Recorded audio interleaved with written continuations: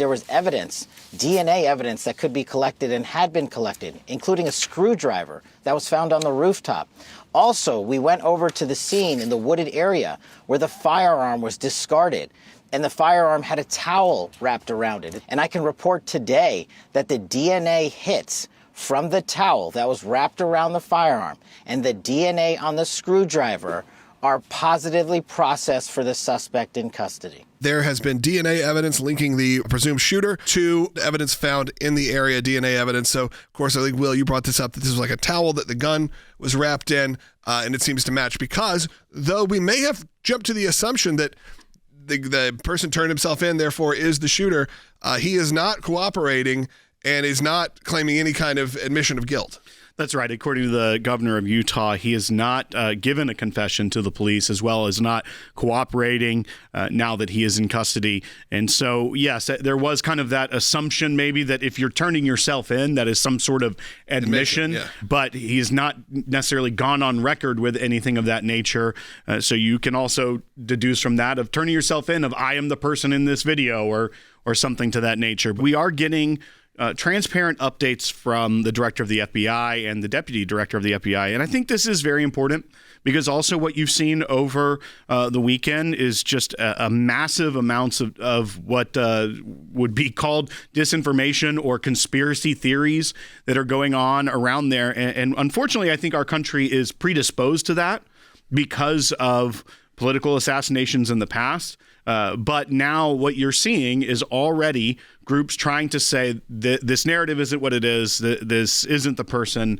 But Kash Patel this morning said that they have already confirmed DNA evidence on the towel the firearm was wrapped in with the perpetrator. So there is a link there. They also found a screwdriver that was left behind on top of the building that also contained his DNA evidence.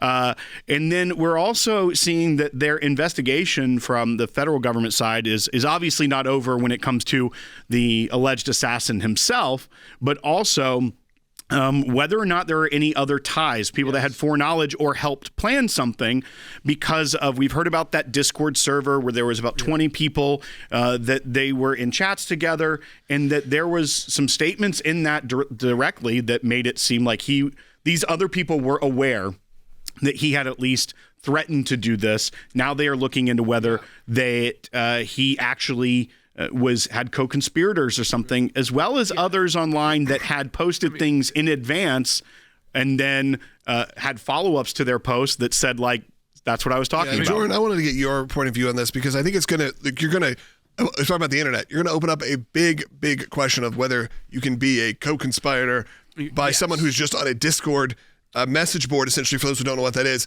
a kind of privatized message boards. Do you have a duty to call the police? Yeah, because that is, honestly, it will be, this is horrible to say. So on Discord, here's one issue. Do you know who the person is at all?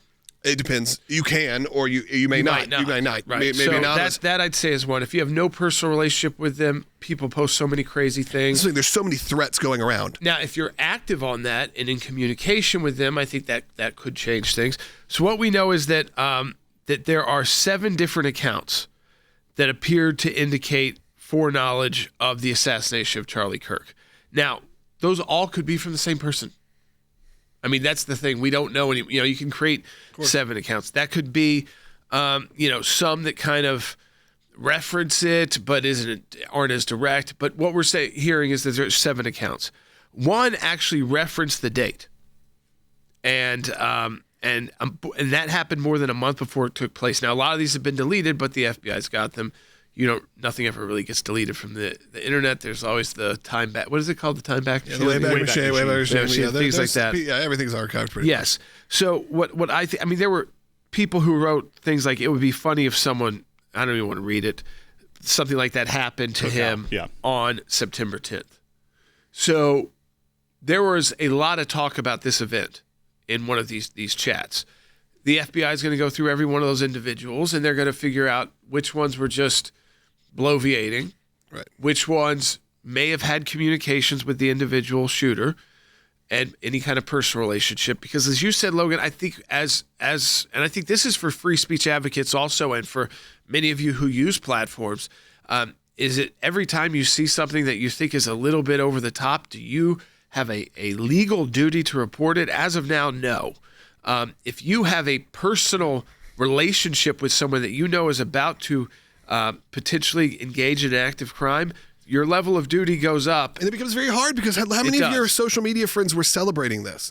How many people have you unfriended the last week? I would go on the record and say dozens at this point. People who have said something that I at least felt was enough to go, I don't need to know you. I almost haven't defriended them because I kind of want to see the evolution of the comments. And there's some people that have gone far enough to where I said, no, I think this is the end point for us. But there are people that are saying stuff that goes, well, you're one step away.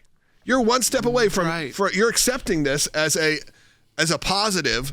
So then, are you not then also kind of becoming complicit in these acts? If more of these, we won't have guns. And then that door opens up. Again, they're not trying to suppress speech and difficult speech and tough speech, but are there efforts online that are public, that are easy to access, fortunately, that are encouraging violence against specific individuals on specific dates, and that if they are, that's a new place that they need to be focusing on and not just taking that as, people spouting off tough talk on social media. Most of the time it is that, but the 1% of the time it isn't. You end up with an event like this. And so, yes, I think liability, all these kind of things we do have to discuss.